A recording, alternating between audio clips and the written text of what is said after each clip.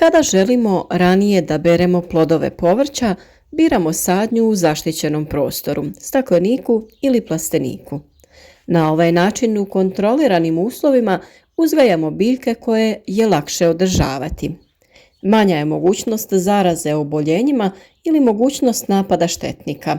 Lakše je održavanje prostora, kontrola korova, zalijevanja i prihrana. U današnjem videu, s obzirom da je vrijeme za te poslove, pokazati ćemo naš način sadnje paradajza, koji se na jednak način može primijeniti u plasteniku ili na otvorenom, ali u različito vrijeme. A vi, kako bi pratili sve naše savjete vezano za uzgoj biljaka od sjemena do ploda, za njihovu zaštitu i prihranjivanje, zapratite naš kanal i uvjerite se u kvalitetu savjeta koje nudimo.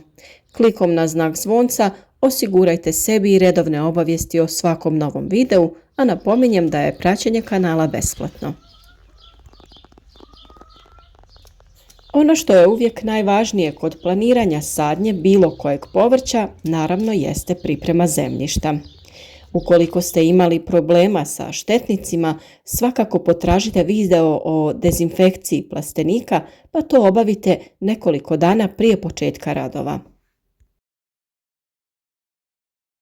Prvo što smo mi morali uraditi jeste berba plodova zimskog uzgoja.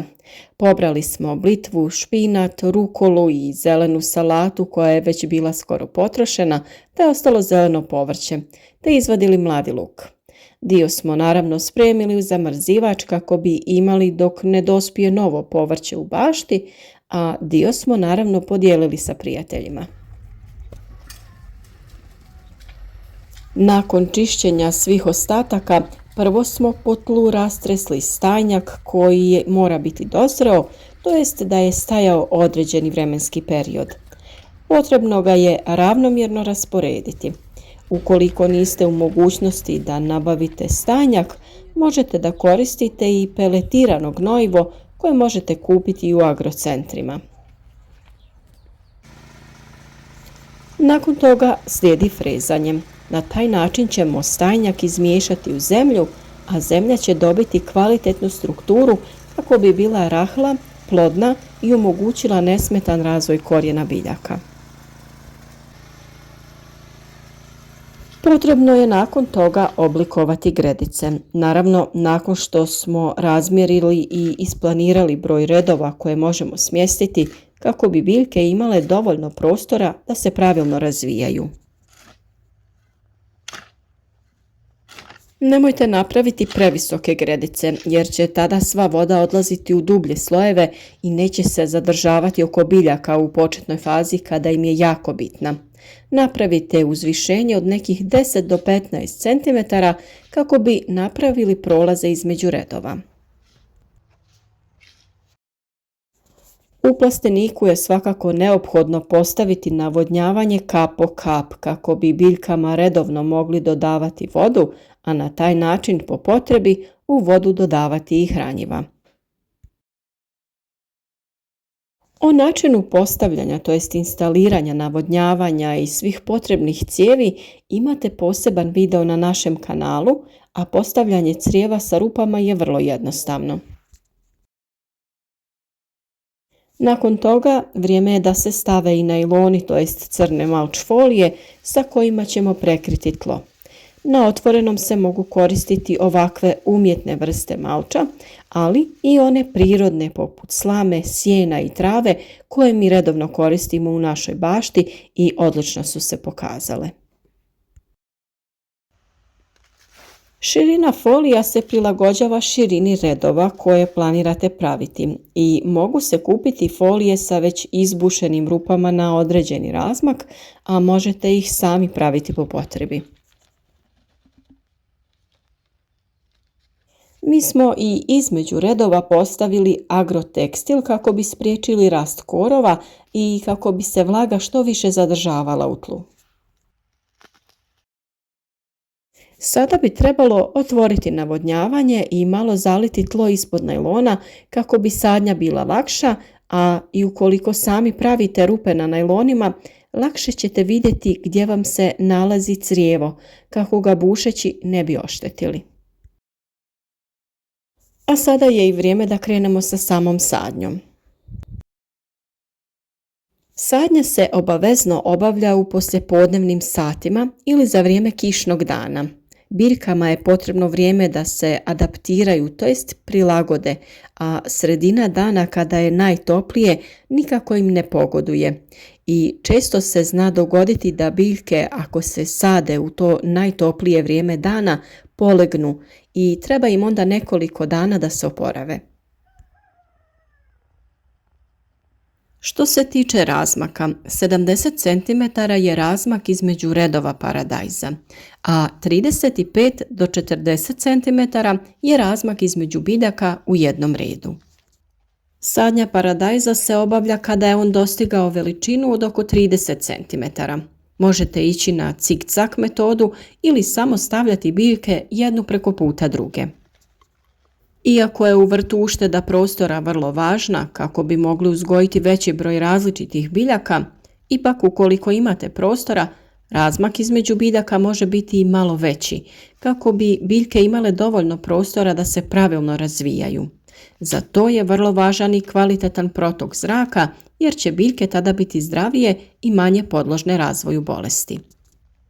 Što se tiče dubine sadnje, sadimo ga do polovine njegove visine, to jest barem 15 cm treba da bude u zemlji. Paradajz će duž tog dijela stabljike pustiti korijen i na taj način bolje uzimati vodu i hranjivo iz zemlje. Napravite udubljenje u tlu, najbolje sa nekim alatom koji će vam omogućiti vađenje zemlje, te stavite sadnicu što dublje, sve do prvih listova. Stavite oko nje zemlju i pritisnite prstima da se učvrsti u tlu. Pored toga potrebno je obratiti pažnju na sprječavanje gljivičnih oboljenja, na koja je i paradajz nakon sadnje vrlo osjetljiv. Gljivična oboljenja najčešće se pojavljuju prilikom pikiranja ili presađivanja, pa je potrebno nakon sadnje odraditi tretman fungicidom. Nakon presađivanja biljku je potrebno obilno zaliti, a pri prvom zalijevanju možemo koristiti sredstvo pod nazivom Previcure Energy. Previcure Energy osigurava preventivnu i sistemičnu zaštitu od bolesti polijeganja i rane plamenjače. Osim toga, pozitivno djeluje na rast korijena i ukorjenjavanje, a biljke lakše podnose stresne uslove presađivanja. Protiv bolesti polijeganja zalijevamo biljke i zemlju oko biljke. Na 10 litara vode dodajemo 10 ml ovog sredstva. Prilikom zalijevanja voditi računa da je zemlja oko biljke već umjereno vlažna, nikako suha ili previše vlažna. Po presadnici je potrebno utrošiti otprilike 200 ml otopine za zalijevanje. Previcure Energy se također folijarno može koristiti protiv plamenjače. Jednostavan je i siguran za primjenu, te osigurava zaštitu od svih najvažnijih bolesti mladog rasada. Nakon ovog prvog obilnog zalijevanja, narednih 5 dana ne bi trebalo vršiti zalijevanje biljaka kako bi se one što bolje ukorijenile. Ukoliko bi imale neprestan izvor vlage, one ne bi imale potrebu za razvijanjem korijena, a ovako će korijen da se širi u tlu u potrazi za vlagom. Naravno, biljke zalijte ranije ukoliko se vremenske prilike pokažu takve da se tlo isuši i da je biljci potrebna voda. Paradajz je povrće koje zahtjeva poseban način zalijevanja, pa na to treba obratiti veću pažnju, jer u slučaju pretjeranog zalijevanja može doći do pucanja plodova. Toj temi ćemo se posebno posvetiti količini vode i hranjiva koji su paradajzu potrebni. Paradajzu je potrebna pojačana gnojidba prije sadnje jer iz tla izvlači velike količine kalcija, fosfora i dušika. Velika količina tih hranjiva biljkama se osigura u početnoj prihrani tla pri obradi. No da bi se proizvele velike količine paradajza, potrebna je prihrana tla vodotopivim hranjivima. Prva prihrana se može odraditi pri sljedećem zalijevanju, kada paradajz ima veću potrebu za fosforom koji je ključni za razvoj korijena. Tada omjer NPK hranjiva treba biti 1:2:1. Rast i razvoj biljke paradajza također je uslovljen temperaturama. Općenito se skladan rast biljke postiže pri dnevnim temperaturama od 20 do 25 stepeni, a noćnim između 13 i 17. Održavanje nasada ovisi o načinu uzgoja paradajza. Ako ste uzgoj paradajza bazirali na foliji, nema kultiviranja nasada. No ako se radi o uzgoju bez folije, tada je potrebno 2 do 3 puta plitko kultivirati nasad odmah nakon navodnjavanja.